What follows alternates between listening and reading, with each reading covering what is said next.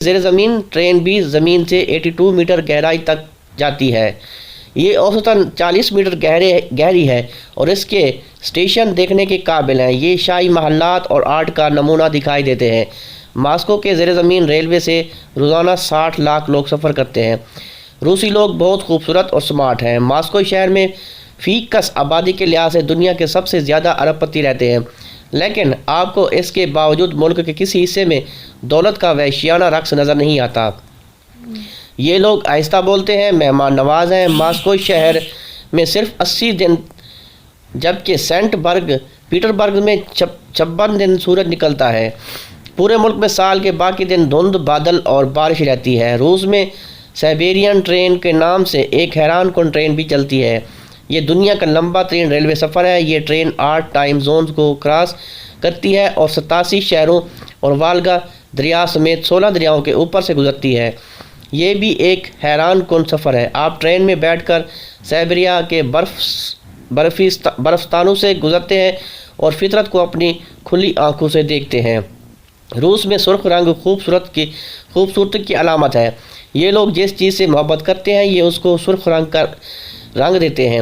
Red square کو خوبصورتی کی وجہ سے ریڈ اسکوائر کہا جاتا ہے، تاہم یہ بھی درست ہے، اسکوائر کی زیادہ تر عمارتیں سرخ ہیں۔ لینن کا مقبرہ بھی ریڈ اسکوائر میں ہے، لیکن لینن کا انتقال 21 جنوری 1924 کو ہوا تھا۔ حکومت نے انتقال کے بعد اس کی لاش حنوط کر کے شیشے کے تابوت میں رکھ دی۔ روزانہ سینکڑوں لوگ آتے ہیں اور قطار میں لگ کر بابا انقلاب کی زیارت کرتے ہیں۔ فضا میں جانے والا پہلا خلا نورد یوری گاگارین بھی لینن کے قریب کریملن کے قبرستان میں دفن ہے۔ میوزیم میں ان دونوں کتوں فیمیل کی حنوط شدہ لاشیں موجود ہیں جو یوری گاگارین سے پہلے خلا میں بھجوائے گئے تھے۔ ان کے نام بیلکا اور سٹریلکا تھے۔ یہ دونوں کامیابی سے واپس آ گئے تھے۔ سٹریلکا نے بعد ازاں ایک بچے فیمیل کو جنم دیا جس کا نام پوشنکا رکھا گیا۔ روس نے امریکہ کو جلانے کے لیے پوشنکا امریکی صدر جان ایف کینیڈی کی بیگم جوکولین کینیڈی کو گفٹ کر دی۔ جب یہ بھونکتی تھی تو امریکیوں کو محسوس ہوتا تھا پورا روس ان کا مذاق اڑا رہا ہے، لہذا امریکہ نے 1969 میں نیل آرمسٹرانگ کو چاند پر بھجوانے کا فیصلہ کر لیا۔ روس کے ایئر اسپیس پروگرام نے دنیا کو بے شمار سہولتیں فراہم کی۔ پیمپر اور نیپیز خلا نوردوں کے لیے ایجاد ہوئی تھی۔ یہ آج دنیا بھر کے بچے استعمال کرتے ہیں۔ نوڈلز اور فوری تیار ہونے والی خوراک بھی خلا نوردوں کے لیے بنی تھی۔ ماڈرن ٹریک سوٹس، جی ایس پی، دانتوں کے بریسز کی تاریں، جہازوں میں استعمال ہونے والے کموڈز اور ٹیوبوں اور ٹرے میں اگائی جانے والی سبزیاں بھی خلائی نوردوں کے لیے ایجاد ہوئی تھیں، لیکن یہ آج ہم جیسے لوگ استعمال کر رہے ہیں۔ ایک خلا نور 10 سال میں تیار ہوتا ہے۔